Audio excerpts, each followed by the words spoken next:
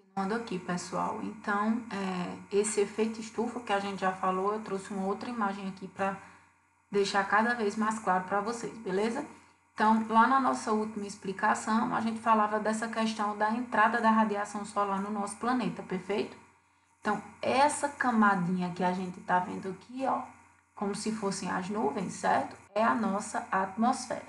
Foi uma forma de vocês entenderem melhor, já que a atmosfera é uma camada invisível, a gente não consegue vê-la, certo? Então, a radiação solar, ela entra, né?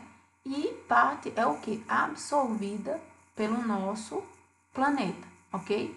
Uma outra parte, que foi aquele item C que eu falei, item B, perdão, que eu falei para vocês no outro slide, é aquela radiação que entra, que a gente absorve, mas que depois é o quê? Refletida, ou seja, não havia necessidade de tanta radiação, o nosso planeta já tinha absorvido o que era necessário e a outra demanda foi jogada para a atmosfera, ou seja, para o espaço. E tem a terceira situação, que é aquela que a gente já citou, que é quando essa radiação ela chega no nosso planeta e ela acaba ficando acumulada e gerando uma quantidade sobremaneira em demasia de calor no nosso planeta. E com isso afetando a vida animal, a vida humana, causando derretimento das calotas polares, entre outros malefícios. Então, essa energia que a gente acaba armazenando aqui, ela pode ir uma parte, né, para o espaço, mas em geral, se aqui na atmosfera a gente tiver uma grossa camada de CO2 formando uma barreira, a gente só vai ter o recebimento dessa energia, mas não vai conseguir o quê? Reverter, ou seja, refletir essa radiação que está numa quantidade maior. Então, o que é necessário, a gente tende a ficar. E se a gente não tiver poluição, o que não é necessário, o quê? Vai embora. Mas se a gente tem poluição, que é o CO2, a gente acaba armazenando cada vez mais calor na nossa atmosfera. Aqui tem um exemplo nessa imagem mais claro do que seria uma estufa, né? Para vocês entenderem melhor. E essa questão do recebimento da radiação. A gente sabe que a radiação ela existe em ondas curtas, em ondas longas, né? E que a gente chama os raios de raios o quê? Infravermelhos. Então, existem diversos tipos de radiação que a gente recebe ao longo do dia. Eu digo a gente porque não só os animais, mas os seres humanos e os vegetais também recebem esse tipo de radiação. Então, as ondas curtas, elas aquecem o chão, por exemplo, o nosso piso, né, independente de qual seja ele. O ar aquecido sobe o quê? Na estufa. Então, o ar que está aqui nesse nosso piso, que eu coloquei aqui de chão para vocês, ele acaba sendo aquecido e ele estando aquecido, ele acaba subindo para todo o interior da estufa, o que vai ocasionar aí benesses para esses vegetais, haja vista de que estufa é um ambiente controlado, tá, galera? Então, assim, a gente tem aqui espécies vegetais que foram inoculadas em laboratório e que estão sendo cuidadas por uma temperatura, um recebimento de energia padrão, ou seja, é um ambiente favorável para a germinação e vida dessas espécies. Então, as ondas longas são aquelas que a gente sai daqui, ó, do nosso piso e acaba passando para fora da nossa estufa, né?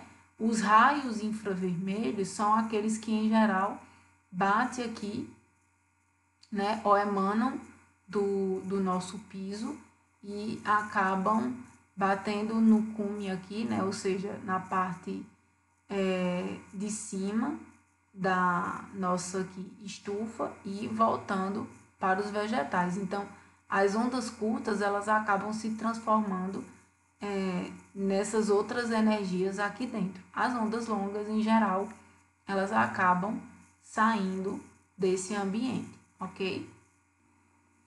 E por fim aqui, para a gente entender um pouco melhor como é que funciona aquela história do CO2 e do O2, né? O que é que a gente tem? A gente tem aqui as indústrias liberando o CO2, né, na atmosfera, ou seja, liberando aquela combinação de carbono mais oxigênios, né? Ou seja, um carbono e 2 oxigênios, é por isso que é CO2, porque o 2 é de 2 moléculas de oxigênio, certo? Então, isso aqui é o que a gente tem produzido todos os dias através das indústrias, dos motores dos carros, dos escapamentos dos carros, enfim. E aqui são a vegetação, né? Os vegetais que são aqueles que absorvem esse CO2 e nos devolvem, né, esse CO2 em forma de quê, pessoal? Em forma de O2, exatamente isso para quem pensou oxigênio. Então, as plantas absorvem CO2 e nos devolvem o quê?